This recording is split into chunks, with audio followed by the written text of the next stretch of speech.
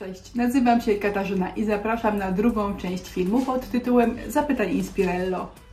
W tym odcinku będzie troszkę mniej o Inspirello, a troszkę więcej o mnie. Pierwsze pytanie, czy każda praca, którą robię, mi wychodzi? Absolutnie nie. Potrafię wywalić takie paskudne pasztety, że się w głowie nie mieści. No ale wam się nimi nie chwalę. Gdy już zrozumiem, że z takim pasztetem nie da się już nic zrobić, nie da go się uratować, to trafia do kosza. Ten pasztet od pół roku leży na półce. Próbowałam ratować tą górę, ale uważam, że jest bardzo brzydka. Te paski złoceń są za grube, wręcz toporne. Próbowałam je cieniować, ale to nie pomogło. Z boków i na dole spróbowałam zrobić takie pęknięcia konturówką i to wygląda fajnie. Szkoda, że góry nie zrobiłam w ten sposób. To paskudne pudełko zabrało mi bardzo dużo czasu. Okropne jajka. Ten film skończyłam i można go oglądać na kanale Inspirello na YouTubie. Ale uważam, że te pisanki nie są ładne. W każdej pracy starałam się, aby coś było na pierwszym planie, a inne rzeczy gdzieś tam błądziły w tle. Na tych pisankach wszystko jest na podobnym stopniu intensywności, czyli nic nie jest ważne, wtedy się robi bałagan i nie wiadomo na co patrzeć. Zupełnie mi się nie podobają. Film z nimi skończyłam, bo nie miałam wyjścia. Skoro wrzucam jeden film na tydzień, to muszę coś skończyć, żebyście mogli oglądać. Więc są na kanale, można oglądać, ale było paskudne.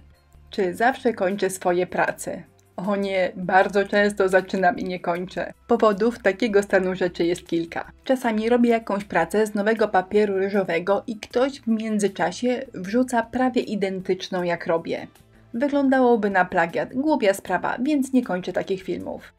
Kolejny powód. Najczęściej robię równolegle kilka prac. Zaczynam pierwszą, drugą, trzecią i jeżeli za bardzo zaangażuję się w tą drugą i trzecią, to w tej pierwszej zapominam o co chodziło, co autor miał na myśli i jej nie kończę.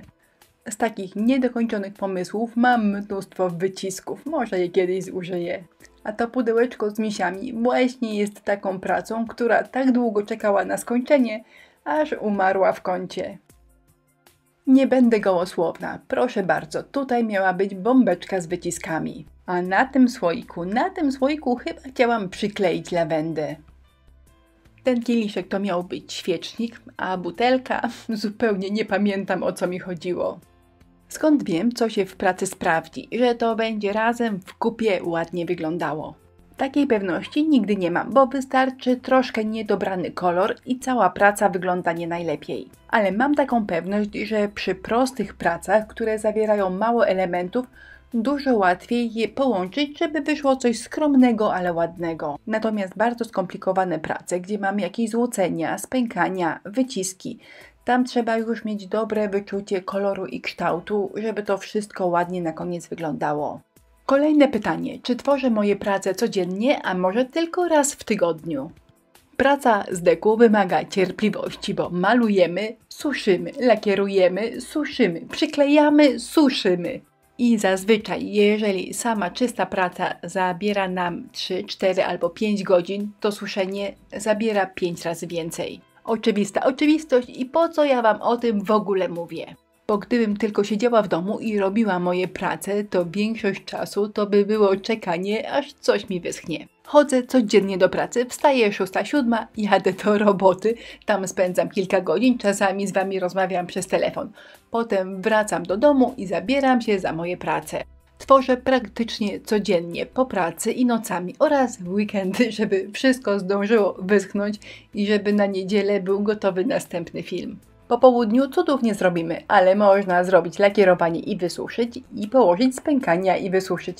I następny dzień znowu kawałek pracy. Kolejne pytanie. Czym czyścić pędzle po lakierze, spękaniach i innych takich? Zasada jest jedna. Jeżeli mamy preparat wodny, to pędzle myjemy wodą z dodatkiem mydła albo płynu do mycia naczyń. Na opakowaniu zazwyczaj jest informacja albo piktogram, czym myć pędzle. A jeżeli pędzel mamy bardzo wyjechany, już jest taki twardy i niedobrze się go używa, to należy go wymyć czyścikiem. Jeżeli używamy preparatów na bazie rozpuszczalnika, czyli np. lakieru rozpuszczalnikowego albo pasty woskowej, to pędzle myjemy rozpuszczalnikiem. Z mojego doświadczenia wynika, że największą cholerą do zmycia z pędzli jest klej do złoceń. I czasami wydaje mi się, że to jest niemożliwe, więc zawsze używam bardzo starych pędzli, których będzie nie szkoda wyrzucić, a najlepiej gąbeczki, którą wywalę, bo to jest gąbeczka do mycia naczyń. Kolejne pytanie, czy spotkał mnie w internecie hejt, a może spotkały mnie sytuacje wspierające? Pewne jak śmierć i podatki jest to, że jeżeli cokolwiek publikujemy w necie, to na pewno spotkamy się z hejtem. No i usłyszałam, że na niczym się nie znam, że paskudnie se plenię, że mam sobie wynająć lektora i że mam przestać mlaskać, bo to jest fuj. Auć, czasami zaboli, ale wtedy przychodzicie wy, mój plasterek na rany. Czytam komentarz i oczom nie wierzę. Mam bardzo przyjemny głos, który uspokaja. Niedzielna kawka z moim filmem smakuje dużo lepiej. Kasiu, uświadomiłaś mi, że nie wszystko co robię musi być perfekcyjne. Wystarczy jak jest piękne i mi się podoba. A na koniec atomowy kaliber. Twoje deku wyciągnęło mnie z depresji. Hej, hej, jesteście tam z drugiej strony. Naprawdę was uwielbiam. Czy moja córka Majka także tworzy? No cóż, deku jej nie pociąga, a ona mówi, że nie tworzy, ale z drugiej strony z palcem w nosie szyje na maszynie, robi na szydełku, naprawdę nieźle rysuje, a jak ją potrzeba przyciśnie, to rozkręci rower i pomaluje całe mieszkanie. Czy gdzieś pracuje poza Inspirello? Zacznę od początku. Od kilku lat zmiany podatkowe oraz inflacja nie za bardzo pomagają w prowadzeniu takich biznesów jak Inspirello. Pewnie zauważyłyście, że wiele sklepów z deku zamknęło się albo znacząco zmniejszyło. Można czekać i liczyć na to, że będzie lepiej, albo można zrobić coś nowego, coś dodatkowego, co pomaga nam utrzymywać się cały czas na powierzchni. Jako drugą nogę w moim maleńkim biznesie otworzyłam sklep z perukami. Pierwszą i moją największą miłością jest Inspirello, a drugi sklep, który pozwala mi przeżeglować przez trudniejsze okresy w roku, nazywa się Vigello. Mój dzień pracy wygląda mniej więcej tak. Wstaję 6-7 i lecę do Inspirello. Tam siedzę przynajmniej 5-6 godzin. Vigello jest 2 piętra niżej, więc kilka razy dziennie zbiegam i ogarniam wszystkie problemy. Gdy kończę pracę, jadę do domu i zaczynam kręcić filmy. Te, które oglądacie co niedzielę i na które was serdecznie zapraszam. Czy mam jakieś inne pasje oprócz deku? Staram się godzić pewne rzeczy. Kiedyś, gdy miałam więcej czasu, czytałam książki. Olbrzymią ilość książek, po 5 na raz. Teraz na czytanie nie mam czasu, ale słucham, cały czas słucham. Gdy robię deku, gdy jadę samochodem, gdy prasuję, gdy sprzątam, gdy gotuję. Słucham cały czas. Od audioteki już dawno powinnam otrzymać platynową kartę. A tak na marginesie, to pała mnie zdrowym uczuciem do niektórych lektorów. Ci panowie czytają fantastycznie. Drugie moje hobby to zapachy. Kolekcjonuję zapachy nie po to, żeby nimi pachnieć, po to, żeby je wąchać. Już tłumaczę na konkretnych przykładach. To jest odlewka, albo inaczej mówiąc dekant, zapachu by the fireplace. Czyli przy kominku i on naprawdę tak pachnie. On się nie nadaje do pracy.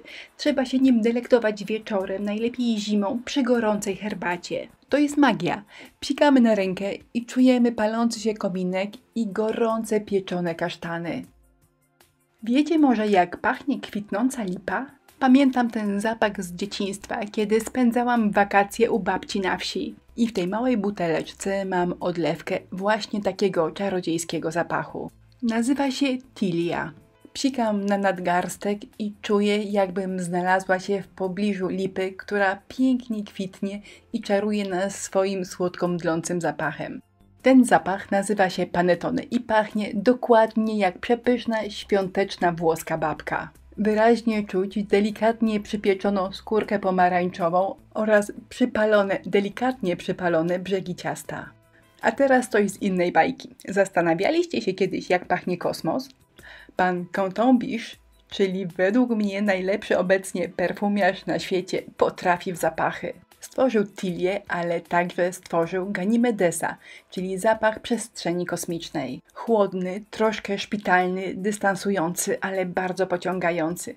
Przepiękny zapach. Wróćmy na ziemię. Jeżeli macie ochotę poczuć je jak w środku dzikiego lasu, taki zapach też istnieje. Omszałe drzewa, wilgotna ściółka leśna, to wszystko w tym zapachu jest. Kiedy go używam? Najczęściej przed snem. Psikam na piżamy albo poduszkę. Uwielbiam jeden rodzaj pączków. Mają być klasyczne z marmoladą różaną i taki zapach też istnieje. To były perfumy niszowe, ale w mainstreamie także można znaleźć coś fajnego. Tutaj na przykład poczujecie dojrzałe mirabelki. A to jest zapach, który zażyczyłam sobie pod choinkę. Po pierwsze dlatego, że trzeba wspierać polskich perfumiarzy. Stworzył go zespół o nazwie Tkliwi Nihiliści. A po drugie dlatego, że zobaczcie, co można w nim poczuć. Oni zrobili ten zapach na bazie pąków topoli z Kotliny Kłodzkiej. Między innymi na bazie tego akordu, tak czy inaczej, wow, musiałam tego powąchać. No i tutaj tkwi różnica w tym, czy chcemy jakimś zapachem pachnieć, czy chcemy go wąchać. Każdy mój zapach to magia zamknięta w butelce, a takich magicznych butelek mam już ponad 100. Strasznie długi film wyszedł. Ciekawe, czy ktoś dotarł do końca. Jeżeli zobaczyliście do końca, to w komentarzu napiszcie słowo pierniczek. Dziękuję. Mam nadzieję, że się podobało. Wesołych świąt i szczęśliwego nowego roku.